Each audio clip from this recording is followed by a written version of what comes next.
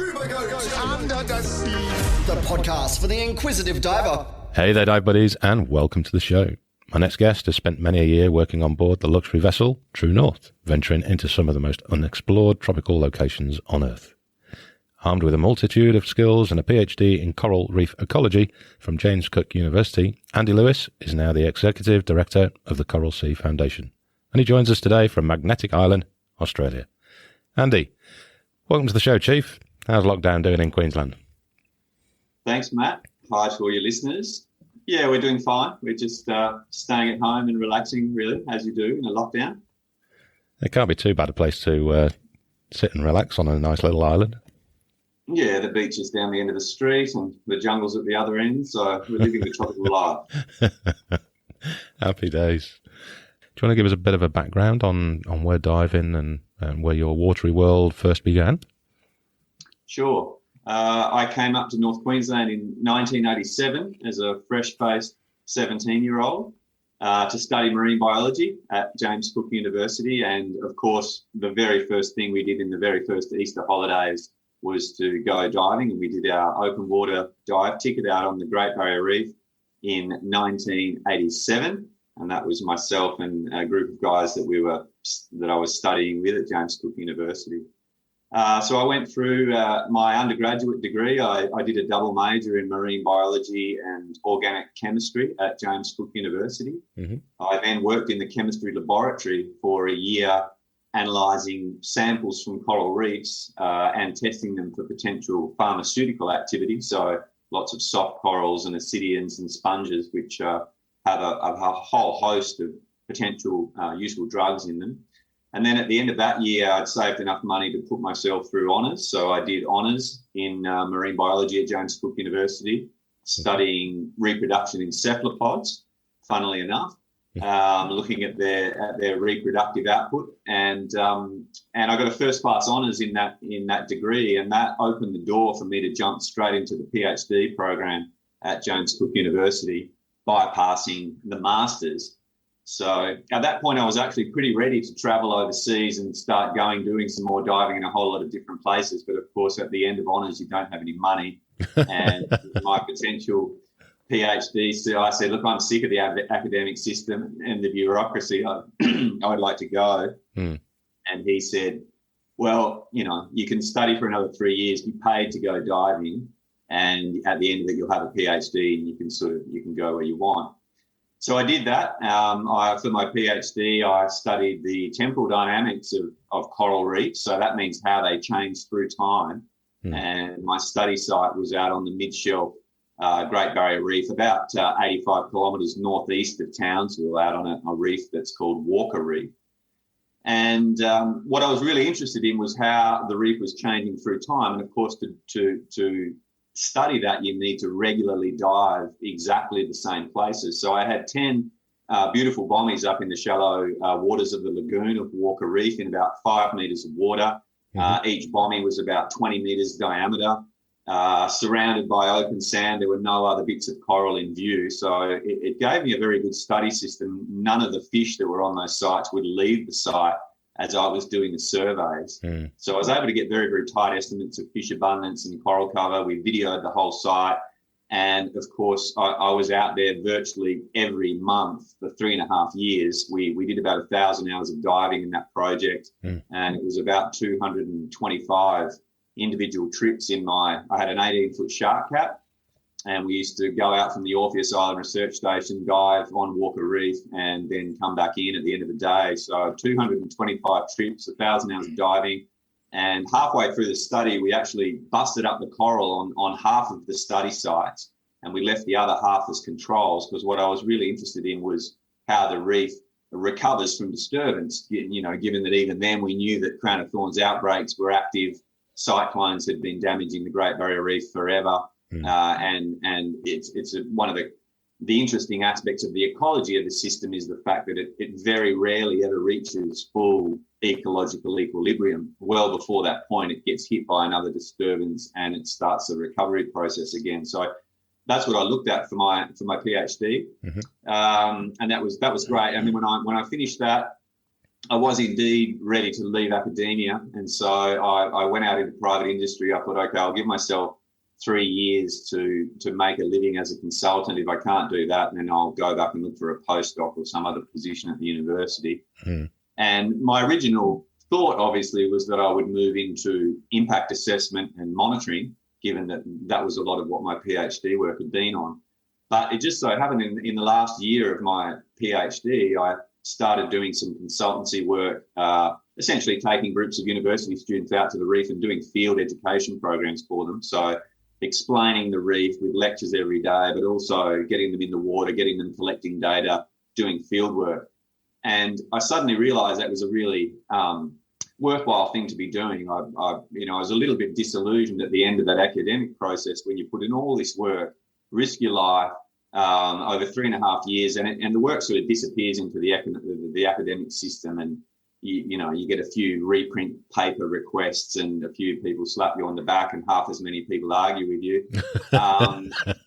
Whereas, suddenly I would take a group of 20 people to Lizard Island, and I think half of them would be in tears at the end of 10 days there, just saying, this has been an absolutely life-changing moment for me. I'm going to go away and study coral reefs. I'm passionate about the ocean now. You've changed my life. And I suddenly went, wow, okay, that seems a lot more wholesome. So I ended up going down that track into what I would call field education, marine biology. And so we did a lot of groups with study abroad students from America. We did a lot of groups with Australian students, both university and secondary. And so I sort of did that for 10 years, using mostly Lizard Island Research Station as a base, but also Orpheus, and also using liverboards on the Great Barrier Reef. And after I'd done it for about 10 years, in 2005, my father, Bob Lewis, did a voyage on the True North along the Kimberley coast.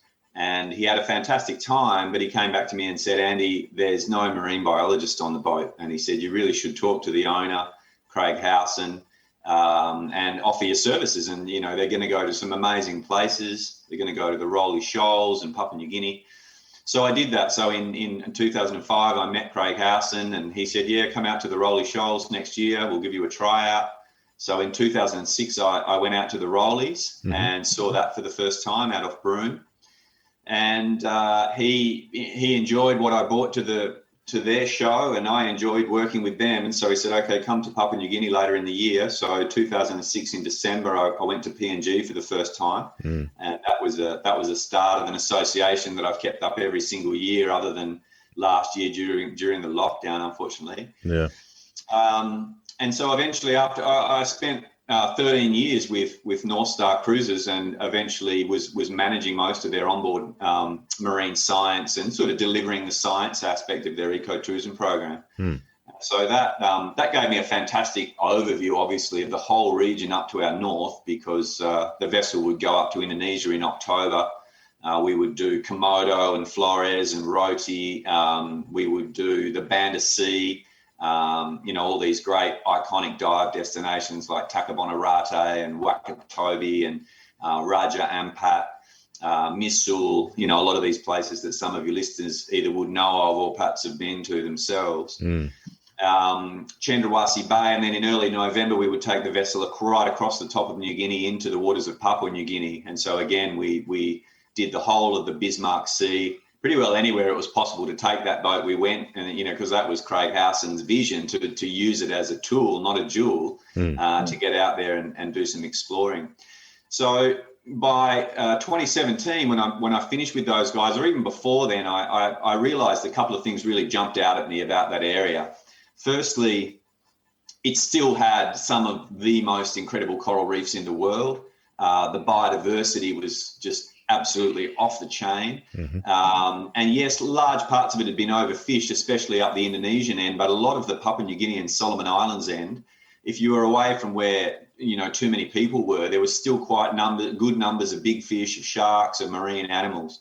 That was the first thing. I mean, it really, the biodiversity of the place really hit me. Secondly, I was all through that area during the big global bleaching event of 2015 and 2016, when reefs all around the world bleached. It was the big one on the Great Barrier Reef where we lost a huge amount of coral cover in the whole northern third. But those waters of Raja Ampat and of PNG and Solomon's didn't really bleach. Why, we're not quite sure. The water was certainly hot up there as well. But the result was the relative value of those high biodiversity reefs just skyrocketed, given that a lot of places elsewhere really got hit hard. I mean, we lost a lot of the biodiversity of the Northern Great Barrier Reef. The Coral Sea got hit. Fiji got hit, you name it. Japan, the Indian Ocean got badly hit. So a lot of these iconic dive places got really hardly hit. So, and then the third thing that dawned on me, of course, going through that area is that no one was really operating up there. It was very remote. A lot of the charts weren't even accurate. And yet there were local people living all through this 2,000 kilometre long archipelago of islands. Their populations were still increasing rapidly. They were starting to see signs of overfishing on their reef. And there was just not really much happening out in the islands in terms of helping them with marine conservation, and even getting the message across to them that they would actually catch more fish out of their fisheries with about 30% of their reef in a protected area, which is what the science that members of our team have done on the Great Barrier Reef and showed really, really clearly. So at that point, I decided, look, I have a skill set now in terms of marine biology, in terms of knowledge of all these areas, in terms of connections with the local people. By that stage, I could speak both Bahasa Indonesia and PNG, talk Pidgin quite fluently.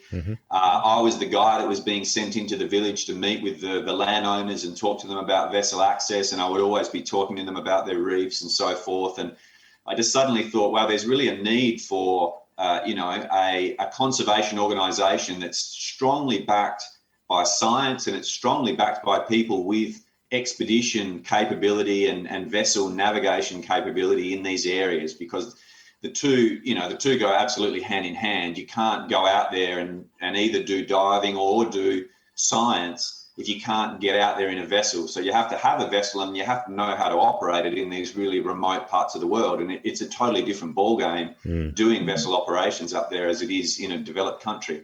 So I just thought, okay, there's a window there. If I don't do it, then who? And so in 2017, that was sort of the genesis of the idea of the Coral Sea Foundation.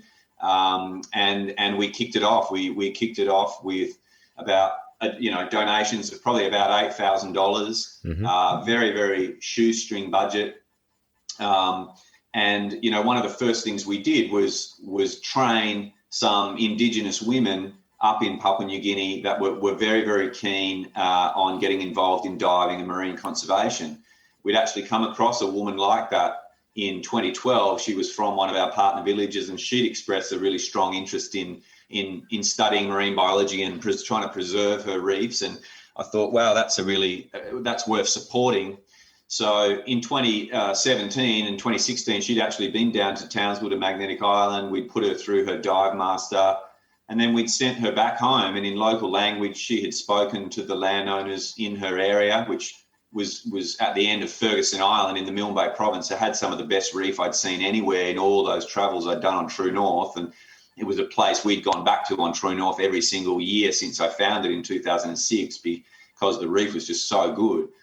And so I sent her back there with this training. We by that stage, she was a dive master, and the local guys here, my mates at Pleasure Divers on Magnetic Island, trained her for free. Great. They really pitched in and helped. We got her to dive master. We sent her back.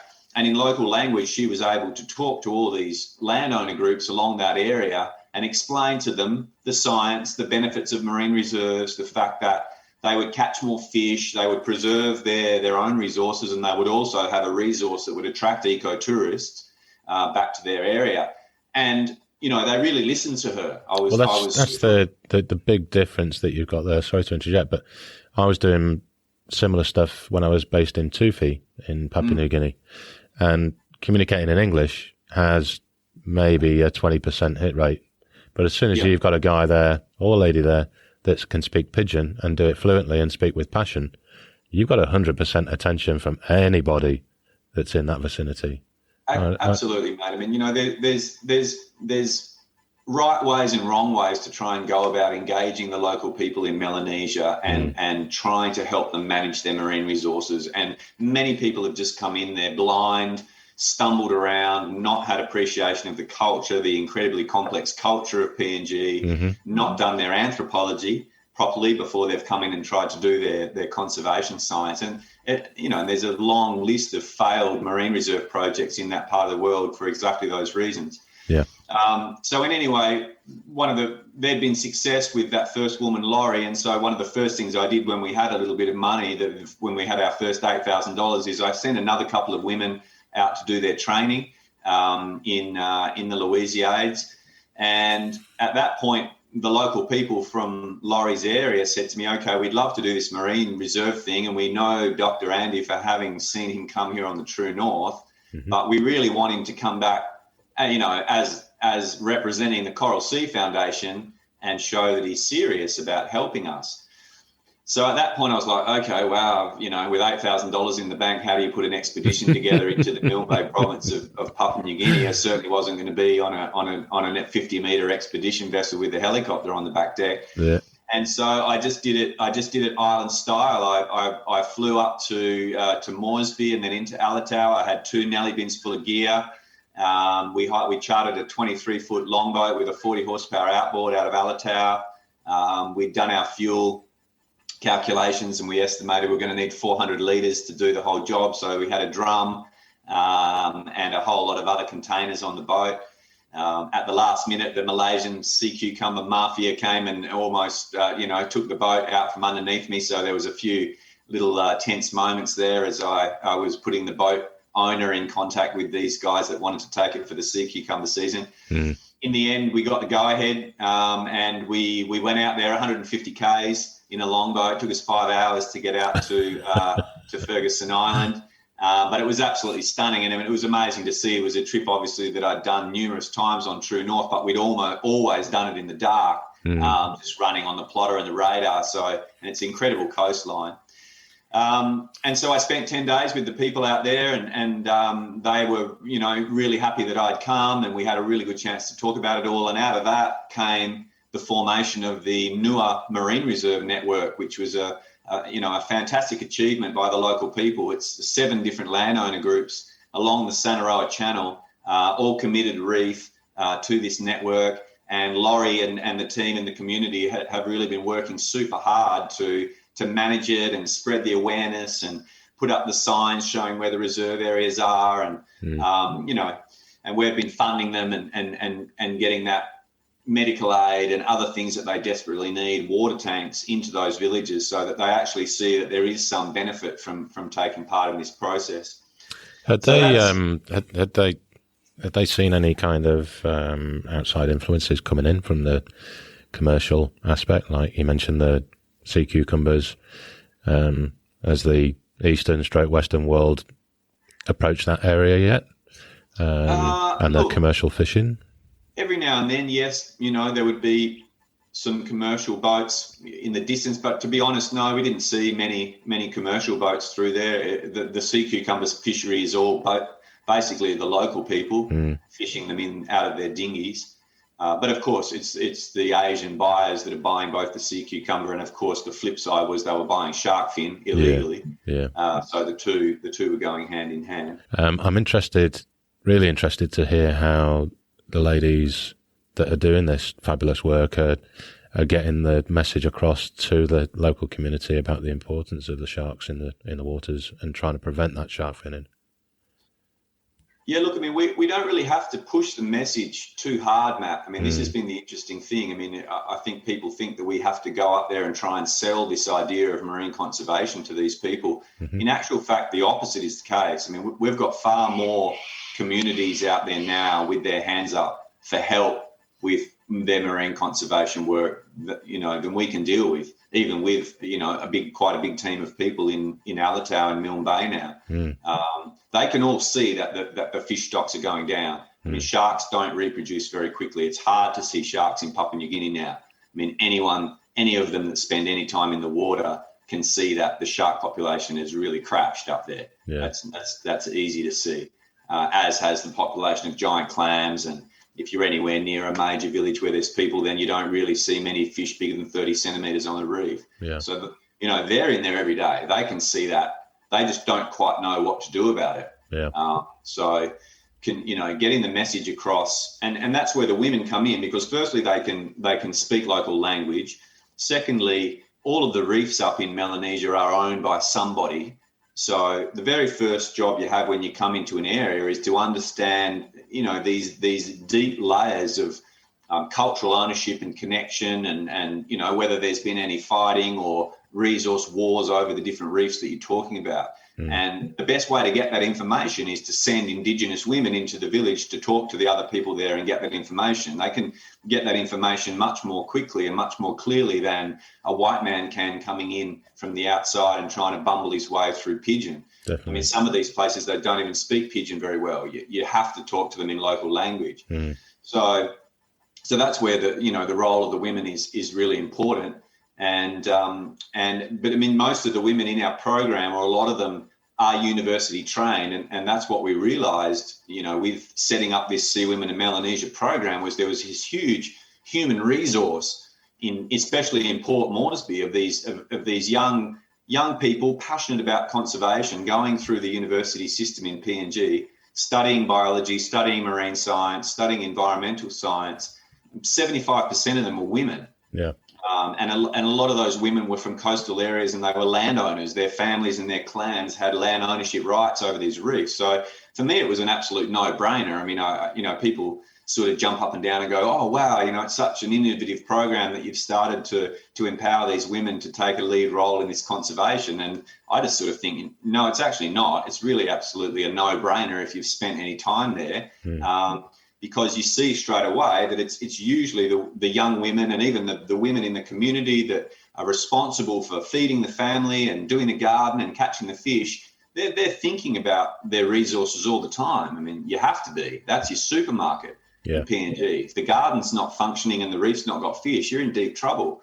So it made a lot of sense just to go down that road, and I'm just so tremendously proud of how those women, once they've been given the initiative and once the ball's been put in their hands, how they have just run with it. And they've done such a good job. They've worked so hard, especially all through this pandemic.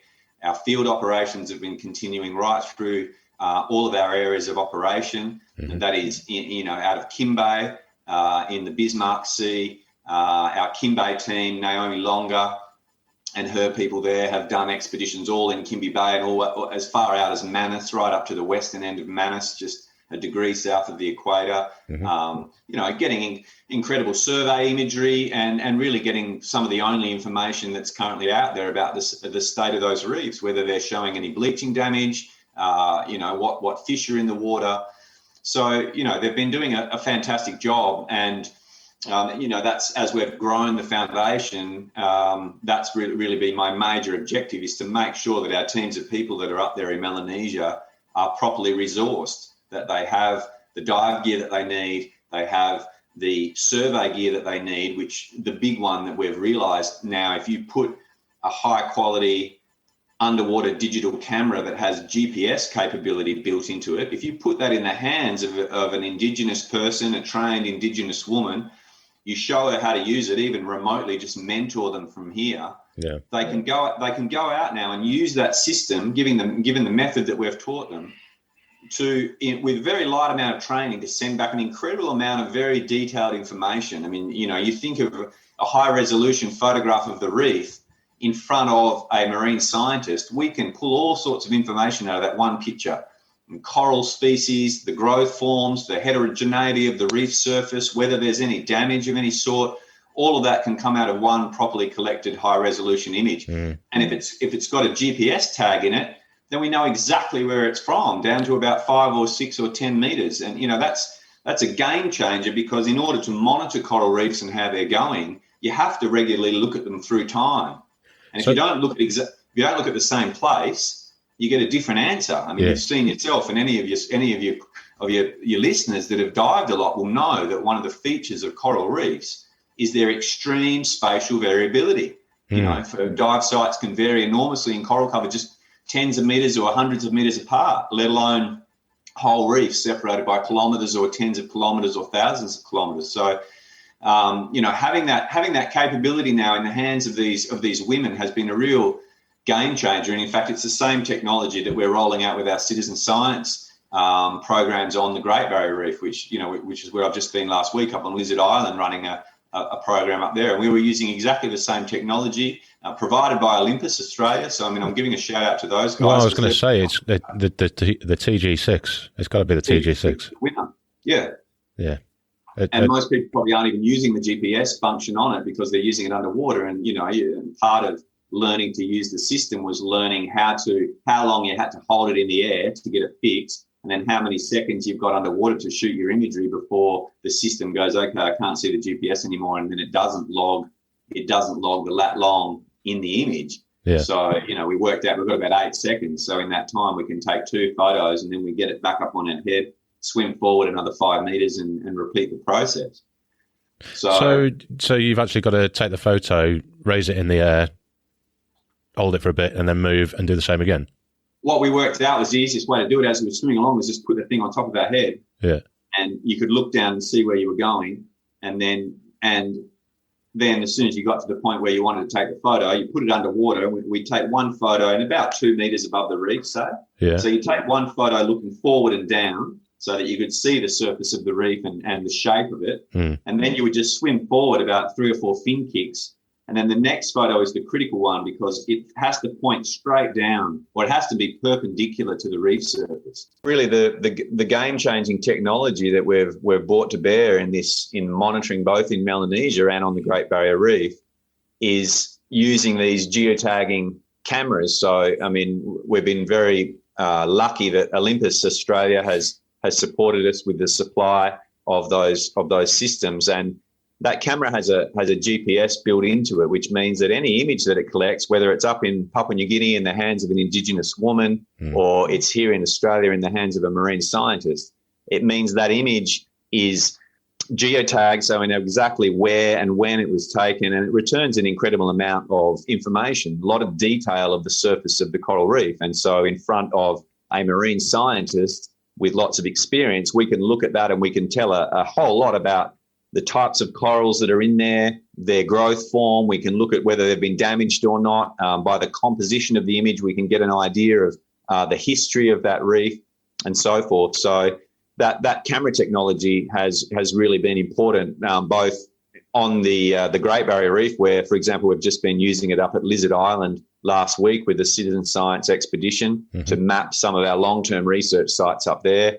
And our team up in PNG has just come back into Alatau yesterday. They've been out in the engineering group of islands for 5 days, a team of 2 women, and they collected 600 geotagged images in 4 or 5 days of surveys on those reefs and got back to town, uploaded them to Google Drive. I've just pulled them down onto my machine and overlaid them on Google Earth, and I can see exactly where they went. Yeah. I can click on the icon on the Google Earth screen. It throws up the image of what the reef looked like right there. Fantastic. So I mean, that stuff's really game changing. Yeah. When did Coral Sea Foundation start? Pretty much at the 2017 was my last year on True North, and so 2018 I really devoted myself full time to setting it up and running it. And that was from the ground up. So, we had to register the NGO, jump through all the bureaucratic hoops, and then start the process of fundraising. And I certainly wouldn't recommend starting an NGO to anybody unless you've got a really, really thick skin. You're basically a glorified beggar. You have to have I wouldn't say no feelings, but you have to be really, really used to getting rejected time and time again. And you have to have a lot of persistence and perseverance and just an attitude of like, we just don't give up on this because it's too important. And look, the results start to come. And I think it's like any field of endeavor. If you start getting results and you start delivering a professional service and you start getting results, eventually people will notice. It's like that old saying of, if you've got a great restaurant out in the middle of the woods, people are going to beat a path to your door. And there's just that lag time. So you have to be prepared to grind away for 3 years in order to start getting the results on the board. But, we're in a much better position now that we have actually got a whole lot of results on the board. And I think people are starting to see now that, okay, yeah, you guys have a team of really competent people. I mean, we've got people at the top of their game in marine science. We've got people that have international business experience.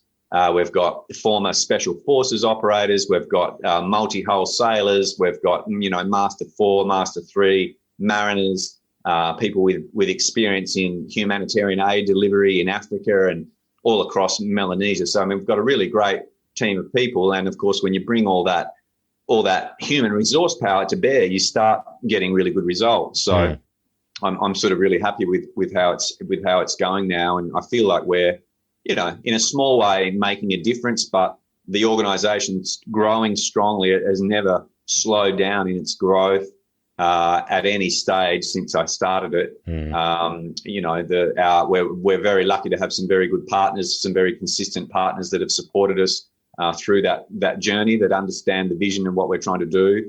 And, and lots of new partners are coming on board, and of course, bringing with them greater amounts of funding, which lets us deliver more effective programs out in the field. So it's an exciting time. It's great to be involved with it.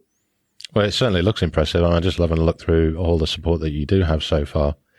Obviously, the more the merrier, but it's a fantastic lineup. It really is. Yeah, no, we're lucky to have really been supported well in Europe. I mean, I will also give a shout out to our partners in Germany. So we won the Ocean Tribute Award at the start of 2020, and so that's funded by the German Ocean Foundation, by Prince Albert II of Monaco's foundation, the people at Messi Dusseldorf in Dusseldorf in Germany, CBOB. So, they supported us with that award. And then earlier this year, we picked up the Blue Marine Foundation out of the UK. We picked up their Ocean Award in the human category for Naomi Longa's work with the Sea Women program up in Papua New Guinea. So it's great to have that international recognition out of Europe. And, we've also starting to get some significant funding and some significant support out of the United States as well.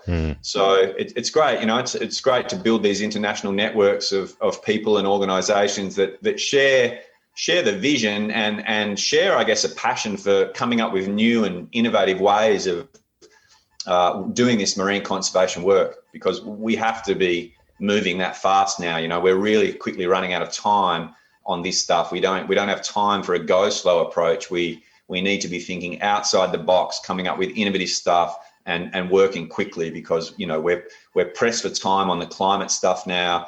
We're pressed for time on the overfishing side of things, plastic pollution, you name it. I'm sure all your listeners are aware that the ocean is facing increasing and multiple threats on multiple fronts. And it's in our power to do something about that.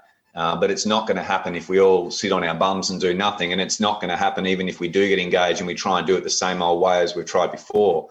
So where's it all leaded to then, Andy? Have you got a long game, or are you just all in on everything for as long as you can? No, mate, absolutely. We've got a long game. I mean, my ultimate vision, given the importance of the Great Barrier Reef, the Coral Sea, and this eastern arc of the Coral Triangle up to our north, my long-term vision, my long-term goal is to see that area properly represented with 30% of it or more in functioning marine reserves. I want to make it really clear to everyone listening, there's only two things that are going to save our coral reefs. And you hear people talking about, let's save the reefs, coming up with all these wacky ideas to save the reef. There's only two things that are going to save it. One is we have to get our carbon emissions down. The ecosystem itself is sensitive to temperature, and we're ramping up the temperature now faster than has probably ever happened before in the geological record. If we get to 4 degrees of global warming, the reefs are toast. I mean, I can guarantee you that. And a world without coral reefs is also a world without other calcareous animals. It's a world without crustaceans, with prawns, with oysters. At that point, we have an ocean full of jellyfish. And we aren't going to support a population of 9 billion humans on this planet with an open ocean full of jellyfish. So I'll leave it to your listeners to work out what the end result of that is going to be. So we cannot get to 4 degrees. So the first thing we need to do is we need this action on climate, and it has to happen hard and fast now. It should have happened in the 90s. The fossil fuel industry has slowed it down to the best of its ability for all that time. I mean, that's blatantly clear now. And we need to get those guys out of the way. We need to march forward with this push on renewables, which now makes economic sense. And we have to get that stuff happening quickly. The second thing is we know that protected areas work, and we have to get this goal of 30% of our oceans, 30% of our coral reefs at least in marine protected areas. Those two things are the only two things that are going to give it a future. If we do one without the other, it's not going to work. But if we can do both of them, the reefs are still going to suffer. I mean, we're on an upward trajectory now in temperature. There's no getting away from further temperature rise. The question is, how much is it going to be, and what element of coral reef ecosystems can we get through that peak, until we have another couple of centuries to get the whole climate system stable again. If we can keep the warming to 2 or 2.5 degrees, we've got a chance. If it gets to 4, we don't have much of a chance. So there's that urgency on both of those things. And that's to my mind, that's the two really big ones, the two really important ones. I think the plastic thing is a real distraction at the moment. Everyone's getting caught up on plastic. I mean, let's be clear, plastic is not going to raise the sea level by 10 metres. Plastic is not going to cook the world's coral reefs. Yes, it's a problem. Yes, it's breaking up into tiny particles and it's polluting a lot of places, but the stuff is inert. That's why it doesn't go anywhere in the environment. It's not nearly as bad as, for example, radiation, as for some of the heavy metals, and it's certainly not as bad as pumping a whole lot of CO2 and methane into the atmosphere. So, we need to stay focused, I think anyway, on those two big ticket items. And, I think, to probably be a bit controversial, I see some of the funding that's going into marine conservation stuff in Australia at the moment, which has come through the Great Barrier Reef Foundation, which itself was supported by the minerals industry heavily. Some of the money that's being spent at the moment on restoration technologies and super breeding of corals, and people talking about putting fans on the reef or shading the reef, or all this tech intervention. It's a sideshow. It's a sideshow to the big picture stuff, which is rapid and deep cuts to emissions and, more extensive rollout of marine protected areas and making sure that they're properly managed. I mean, those two are the big things. So I really want to stress that point to all of your listeners. That's what the science is telling us. Yeah. And the thing is, I mean, all the people that will be listening to this are the people that are pro-active. Let's make a change. The downside is the people that aren't listening to this are the ones that just want to make money and don't give a toss about the reef. Yeah, well, there's always going to be those people out there, but we just don't stop the fight. At the end of the day, those of us that care about the ocean and that care about the planet, we know that it's the whole ocean and the planet at stake. So we're not going to give up. I mean, that's the attitude that all the people that I work with have, and all the people that I connect with out of my surfing crew and my kite surfing crew and the diving crew, and they're all passionate, strong-willed people, and they're not giving up.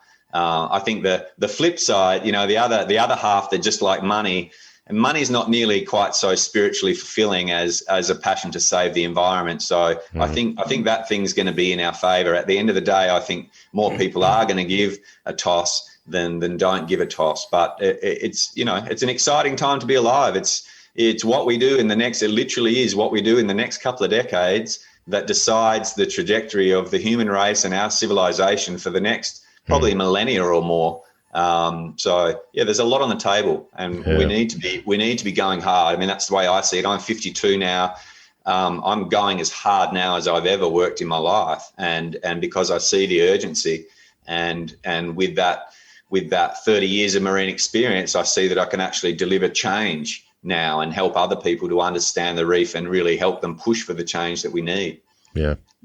And the thing that I do like, I mean, we touched base literally yesterday as I was reading, or should I say the missus was reading about Scott Morrison having his Wendy on about the barrier reef in the news yesterday. And I caught sight of I think it was the latest social media link you put up, and it was those photos of the reef, and you're saying how it's coming back over was it a 5-year period, 4-year period, 5-year period? Yeah, this is the reefs at Lizard Island. Yeah, that have been coming. I mean, Lizard Island is a fantastic natural laboratory because it's very well studied, and it got absolutely smashed 3 years in a row. It was a direct hit with a core of 2 Category 4 cyclones, and then it was at the very epicenter of the 2016 bleaching event. So virtually anything on those reefs in terms of corals that wasn't able to survive those 3 things died out. So it was a complete reset. And as I said, the Great Barrier Reef goes through those resets. It always has. Obviously, they're coming thick and fast now as we add bleaching on top of changes to water quality and crown of thorns starfish fish outbreaks and everything else. But the fundamental point that the Great Barrier Reef has evolved in a setting where it regularly gets disturbed, that point shouldn't be lost on everyone, because it's the recovery from disturbance that is the crucial point that we need to be studying and knowing about. Because if that starts to fail, then we're in real trouble. So it's not so much the estimate of how much living coral is on the Great Barrier Reef at any one point in time. That's a static thing. The crucial thing we need to know about is the reef's recovery potential and to what extent that is being compromised by the pressures that we're putting it under. Yeah. And the only way to get that information is through regular monitoring out in the field of the same places over time. And, this is the message that I push very, very strongly. The Great Barrier Reef itself is so big, even with the effort of the Australian Institute of Marine Sciences long-term monitoring program, with all the other monitoring programs and tourism activities and crown of thorns control activities that go on the Great Barrier Reef, we regularly see and we have information from about 600 of the 3,000 reefs on the Great Barrier Reef. So we don't even have a very clear understanding of the current status of the reef, and we certainly don't have a very clear understanding across the whole reefscape of its ability to be recovering. Well, if you ask the question, how is the Great Barrier Reef coping, Andy, with the extra bleaching damage and the crown of thorns? The answer is really, we can make a guess, but we can't really say clearly enough because we don't have enough information on what the whole reef is doing. And you can't make a statement about the whole reef if you're only sampling a small subset of it. So, my push really, or my suggestion to the federal government is triple the amount of effort you're putting into actually understanding the reef and making sure that we know, okay, which bits are being damaged, which corals are the survivors and which ones aren't. When they come back, are they coming back from bleaching tolerant parents, or are they just coming back from the general genetic pool of corals that are going to get cooked again the next time the bleaching event comes around? These are the sort of questions of fundamental marine science that we still need fundamental marine biology in the field being done to answer. We don't need people getting concerned about, farming coral fragments that are only ever going to be used to repopulate an area the size of your house or your street. We need to be focusing on the stuff that is going to help us manage the whole system, the whole 2,000 kilometres of the system. And is the resources there to be able to do this, to achieve the goal of actually looking after it properly? Of course not, because the Liberal National Coalition government is anti-science. They've stripped funding out of most of our major research institutions. They've anyone that, they don't want a smart, scientific, literate country, because that immediately points the finger at their policies, which don't take into account science. I mean, the policies of the Australian government don't clearly take into account the climate science. If they did, they wouldn't be still pushing for the more exporting of coal. They wouldn't be pushing for a gas-led recovery and filling the whole administrative panel of the committee responsible for bringing the country out of the COVID crisis, filling it with gas industry executives. I mean, I'll tell you, I've got partners all over the world, business partners, personal partners. Australia's a laughing stock at the moment, all around the world. They're just looking at us and going, what are you guys doing? So we definitely need change. And I guess that's the other big thing in terms of, people say, what can I do? What can I do? The most important thing you can do is with your vote. And it's really important now that we start to vote in progressive governments that can see the problem in front of us, and they know and take the action that we need to position Australia, for God's sake, as a leader in the renewable energy industry. I mean, we should be the tech hub of our region. We should be exporting hydrogen and electricity. We should be the Saudi Arabia of our region with respect to energy. And at the moment, we're Asia's quarry, with our head in the sand thinking, okay, we're still somehow going to run the country on exports of coal and natural gas. Mate, all our major trading partners are walking away from coal and gas as fast as they can. It's sad. It is the vested interests behind the Liberal national government that are still deeply entrenched in the fossil fuel industry. They've got Morrison and his mates completely under their thumb. It's no secret. Look at the links between the Murdoch newspapers, the fossil fuel industry, the number of people in the Liberal national government that have got connections to the gas industry or the coal industry. It's quite sickening, to be honest, from my point of view, as someone who's concerned about my kids' future and the future of the reef, to see, the people in charge of this country knowingly and willingly doing the very things that are going to keep destroying it. I mean, that makes me furious if I think about it for long enough. Well, seeing as I've got you on point, what's your reaction to Morrison's points of view on the Great Barrier Reef? Was it yesterday, day before? Oh, what he's being upset because the United Nations is going to or put it as a thing in danger. Yeah. Look, they've been saying that every year for the last 6 years. To claim that he's been blindsided by it is absolute rubbish. Look, I mean, anything these guys say about the Great Barrier Reef, I scarcely pay any attention to, because like I said, if they were serious, they wouldn't be opening the Adani coal mine. They wouldn't be having Barnaby Joyce stand up, the leader of the National Party, now saying, let's go flat out, more coal mines, more coal-fired power stations, Angus Taylor. It's the same. These guys, they're so deeply entrenched to the pockets of their fossil fuel mates. It's just despicable. Yeah. So, look, I mean, as to the question of whether the reef should be degraded, look, I don't know. I think it probably sends a pretty strong message that it's got its threats and it's in a bit of trouble.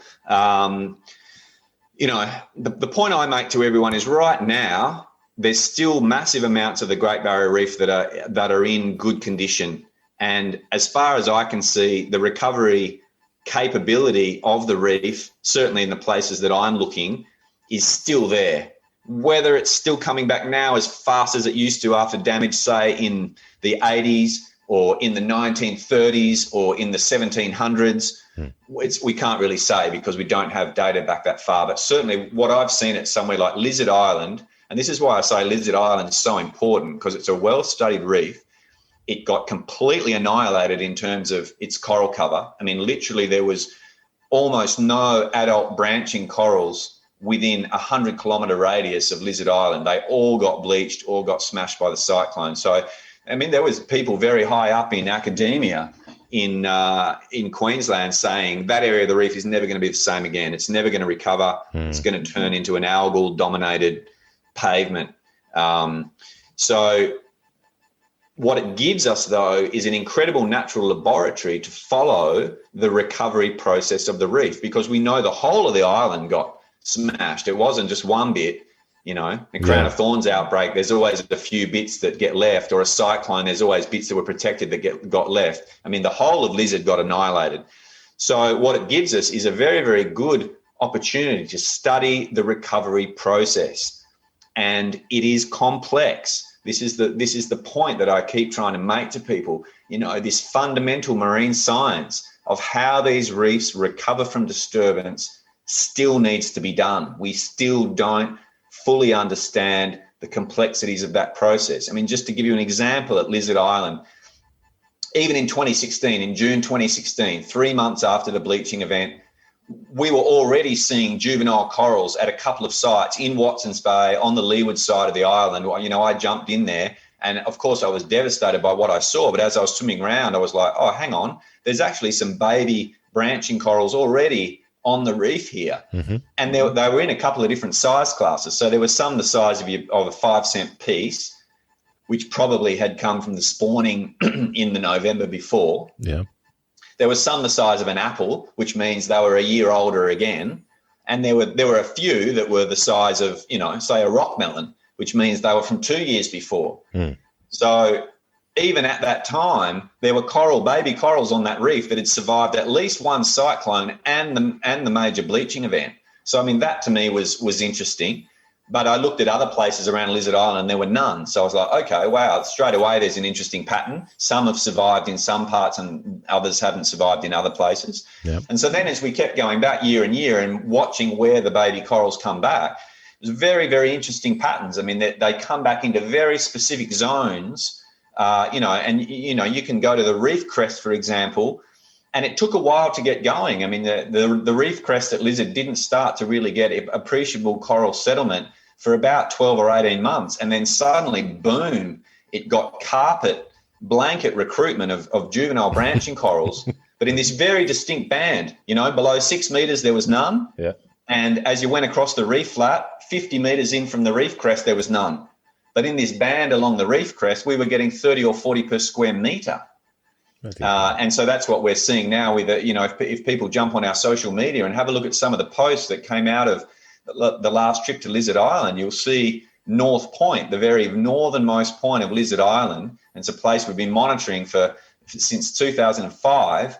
And we've seen it cycle from full coral cover down to probably only 10%, got smashed by the cranithorns in the 90s, came back again, and it was again back at a very high coral cover state before the first cyclone, got completely annihilated. I mean, we went there in 2016 and it was bare pavement. There was almost, you couldn't even find a living branching coral on there. You go back today, I mean, have a look at the photos, that blanket recruitment happened. Those corals have been growing at 7 or 8 centimetres a year. They're now actually bumping into one another, and there's places there on that reef that are back to nearly 100% coral cover.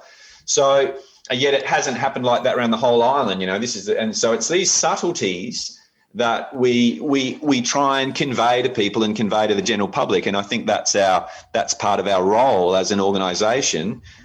Given that we've got a background in ecotourism, given that we're media savvy and we're tech savvy, that we can bring all those things together and try and convey to people the subtleties and the complexities of this system that we're looking at, because it isn't one that suits being simplified.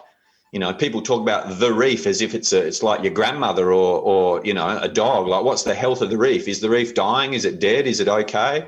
It's 3,000 reefs across 2,000 kilometres. It's a very complex system. It's the most complex ecosystem ever to evolve on the planet. Yeah. To assume that we know what it's doing, we fully understand it, is incredibly arrogant. I've got to chirp in and say about citizen science. That's got to be a great help to you, especially when you're looking at these kind of distances. Yeah, look, it has its role to play, and our aim at the moment is to make sure that citizen science effort is returning valuable data. Just because you send someone out to the reef with a camera in their hand and say, okay, swim around for half an hour and take 100 pictures, it doesn't necessarily mean you're going to get high quality data back from that person, depending on where they point the camera, depending on whether they know how to use it, the angle of the pictures to the substratum, whether they've even got any idea where they were. If the camera's not geotagging, then, as we said before, I mean, the spatial variability is such that if they were 100 metres further to the left or right, they'd come back with a whole different set of information. But we need all hands on deck for monitoring the Great Barrier Reef, and I think that's the important point: is that we have to utilise all the resources that we've got. So yes, we've got monitoring vessels. AIMS has got a couple of big monitoring vessels, but they can only get to 120 reefs every year, and they run every day. So 120 out of 2,200 is not very many. Yeah. But there's other boats and there's other people all up and down the length of the Great Barrier Reef, and I think that is the goal, is to make sure that resource delivers the best quality data that it can to help us support these management decisions that we have to make about how we monitor it, what actions we take to look after in terms of water quality, in terms of zoning, in terms of enforcement, which reefs should be green zones, which shouldn't. All of that sort of stuff is stuff that still management needs that information to support. And it sounds like you've got a hell of a lot of work to do, and you're not going to be stopping anytime soon. No, mate, we're pushing on, pushing on. And it's a team effort. I mean, I want to point out that, I mean, yes, the Coral Sea Foundation may have been my vision, but it's only coming to fruition through the help of all the people that are pitching in to make it work. Like any team in any organisational setting in the world, and the more people that come in, the better. And getting back to your previous question, what's the long-term goal? The long-term goal is a network of 30% of the reefs of this incredible area protected, and that means the whole Coral Sea arc, not just the Great Barrier Reef, but the Coral Sea, Papua New Guinea, Solomons, Vanuatu, and then, the other big, and to facilitate that, we need vessels that can move around that whole area. And our whole idea has been, from a maritime perspective, which, as I said before, is critical to being able to do the work out there. Mm-hmm. From a maritime perspective, it's incredibly hypocritical to be talking about climate action, to be talking about the need to save these reefs, and yet burning 300 or 400 litres of diesel an hour in a conventional powered vessel to go around and do the monitoring. Mm. So, I mean, that was, that's the other tangent that I guess people don't, I guess it's not on the front of everyone's radar when they look at the Coral Sea Foundation. But from my point of view, having a vessel that can deliver all our operations through that area and do it with virtually 100% renewable energy, that was a very, very big aim and goal at the very start of the program. And if people have a look on our website, they can see the design that we came up with. And we were very, very happy and grateful to work with the excellent team at 123 Naval Architects in Sydney, mm-hmm. who, have got hundreds and hundreds of multi-hull designs to their credit. Mark Stothard at Echo Yachts in WA also supported that design process. And so out of that came a vessel specifically designed to use renewable energy and operate around the Coral Sea arc. And, if anyone's out there in the maritime industry, I want to make the point very strongly that if you're interested in coming up with a test bed location for the ultimate renewable energy powered vessel, the Coral Sea arc is the perfect place to do it, because you've got a very steady, consistent trade wind resource that blows pretty much from the start of April to the start of October. Mm-hmm. And when I say blow, average conditions up around the 25 knot mark. Yep.